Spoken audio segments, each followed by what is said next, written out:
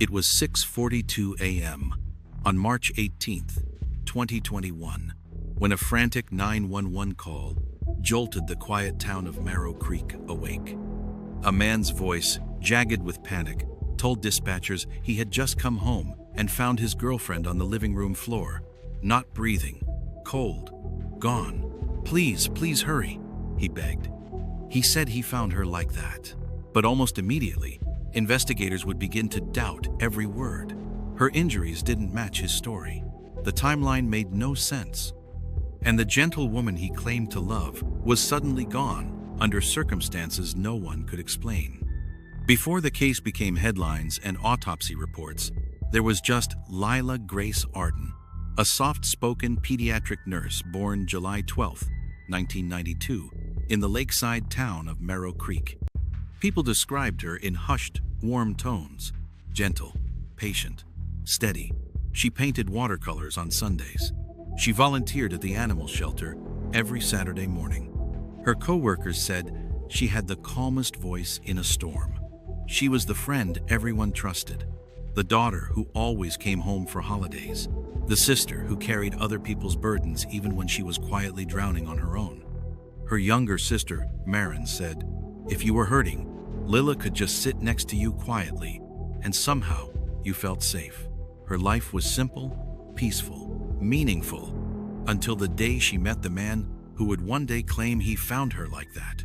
His name was Evan Hale, a 3-4-year-old contractor with a clean smile and a practiced charm, the kind of man who knew how to make a good first impression. They met on September 2nd, 2019, in a hardware store. Lilah was buying paintbrushes. Evan was picking up lumber. He offered to help carry her purchases. A week later, he asked her out for coffee. She said yes. Friends said she glowed around him. For months, he seemed perfect, attentive, thoughtful, generous. He cooked dinner on her long hospital shift days. He left notes in her lunch bag. He cleaned her car. Every gesture seemed designed to say, "I care." But beneath the surface, something darker simmered. Abusers rarely reveal themselves all at once. It starts with subtleties: a sharp question, a too long pause, a frown that feels like a warning. The first red flag appeared on January 11th, 2020, when Lilah casually mentioned she had lunch with a coworker named Lucas. Evan froze, the kind of freeze that shifts the temperature of the room. "You didn't tell me you were going out with him." His tone wasn't loud, just cutting. That night, he asked to see her phone. She hesitated. He insisted. She handed it over. A small line had been crossed. It wouldn't be the last. Soon he started appearing at her job to surprise her. He became irritated if she didn't respond within minutes. He questioned why she wore makeup to work. He hinted her friends didn't really care about her. The rope tightened slowly. By late 2020, Lilah had stopped painting, stopped attending book club, stopped taking spontaneous weekend trips with Maren. She said she was tired. She looked dimmer. Her coworker, Sarah, remembered seeing a faint bruise on Lilah's wrist. Lilah said she bumped into a counter, but the story felt too rehearsed. In September 2020, Evan convinced her to move in with him. She hoped it would ease his jealousy. It didn't. Within weeks, he had her bank passwords so they could budget. He installed cameras for safety. He changed her phone plan to his name to save money. He tracked her location. She didn't realize how trapped she was until it was too late.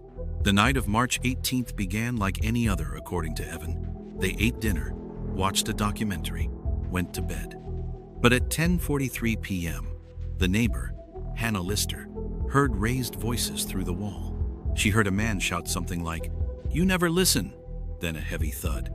She hesitated, thinking maybe it was nothing. She later told detectives, "I should have called someone."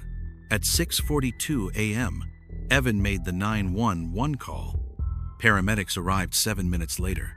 They found Lilah on the living room floor, unresponsive, cold, with injuries inconsistent with a simple fall, a deep contusion on her temple, defensive abrasions on her forearms, finger-shaped bruises on her wrists. Evan repeated the same story. He had left for an overnight drywall job at 9:15 p.m. and returned at 6:30 a.m. to find her already gone. But detectives noticed his clothes looked freshly put on, his hair damp as if recently showered, his hands slightly red as if scrubbed. Small details, important ones. His timeline unraveled quickly. Cell tower data showed his phone never left Marrow Creek. The job site confirmed he never arrived. The home's smart thermostat recorded movement at 1:41 a.m. when he claimed he was gone. The doorbell camera showed no one entering or leaving. Everything pointed inward. The medical examiner placed Lilah's death between 1:20 and 2 a.m. And around that same time, Lilah had tried to send a text to her sister, one that never went through. "I'm scared. He's getting worse." The autopsy the next morning revealed the truth. Blunt force trauma to the head, rib fractures, defensive wounds, older bruises in various stages of healing. The medical examiner wrote, "Homicide." Detectives located Lilah's journal tucked behind sweaters in her closet. Her handwriting shifted from hope to fear over months. Entries described jealousy, surveillance, apologies, then bruises, then fear.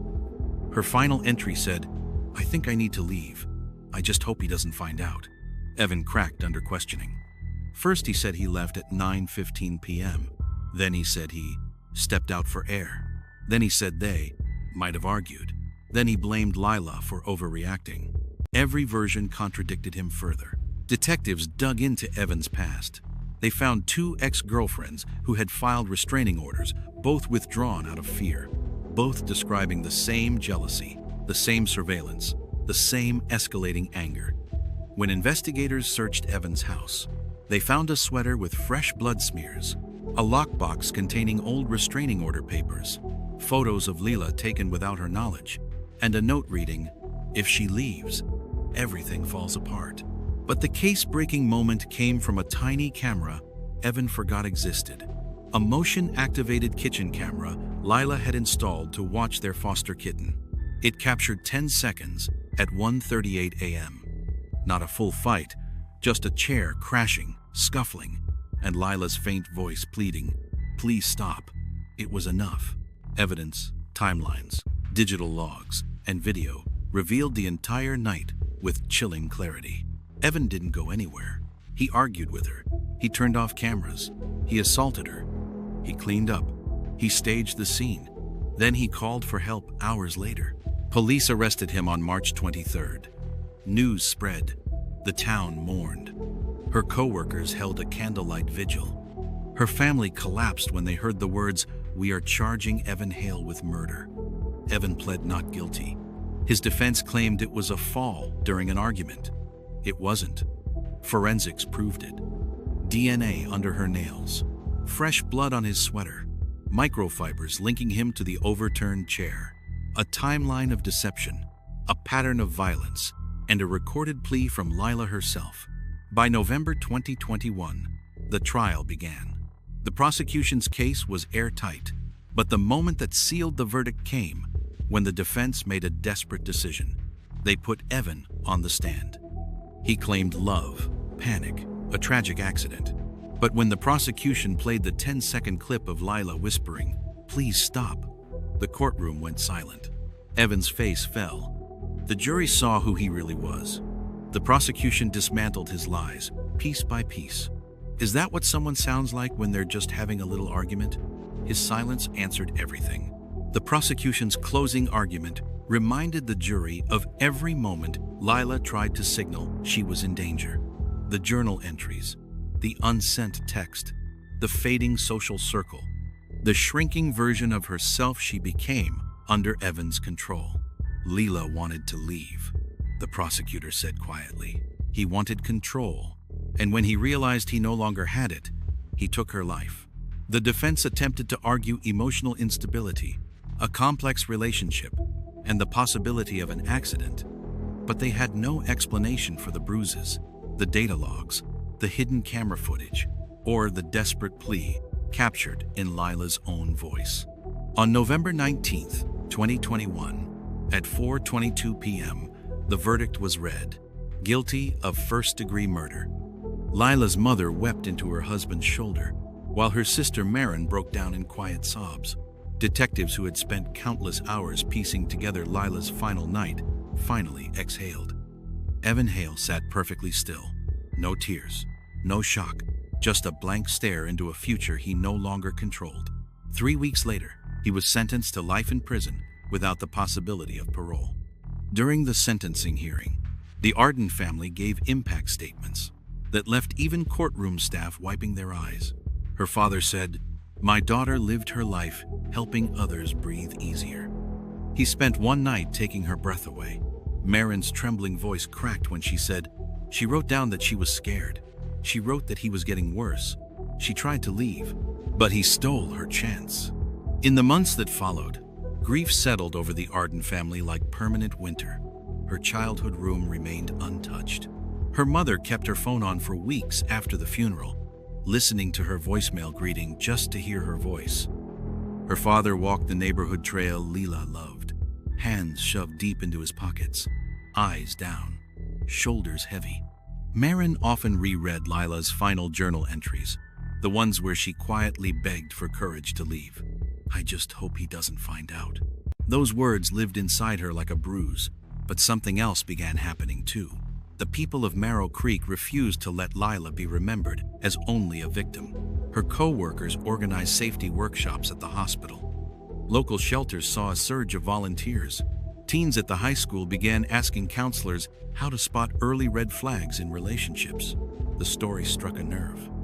It wasn't only the brutality, it was the subtlety of the signs leading up to it. How easily control can masquerade as concern. How gently boundaries can be erased. How quietly someone can lose their freedom without ever raising their voice for help. In June 2022, Lilah's family channeled their grief into purpose and launched the Lilah Grace Foundation, dedicated to educating young adults about coercive control, emotional manipulation, and the red flags that often escalate into lethal situations. Their first event drew more than 800 people. Survivors shared their stories, social workers offered resources, and counselors showed how victims often begin by shrinking themselves, canceling plans, minimizing bruises, apologizing for things that are not their fault. Marin stood at the center of the stage, voice soft but unwavering as she said, "If Lilah had felt safer telling someone, if she had believed she deserved more, she might still be here." The room rose in a standing ovation, not for applause, but as a promise, a collective vow that silence would never be the safe option again. Today, Lilah's journal entries are used in training programs for nurses, teachers, college students, and first responders.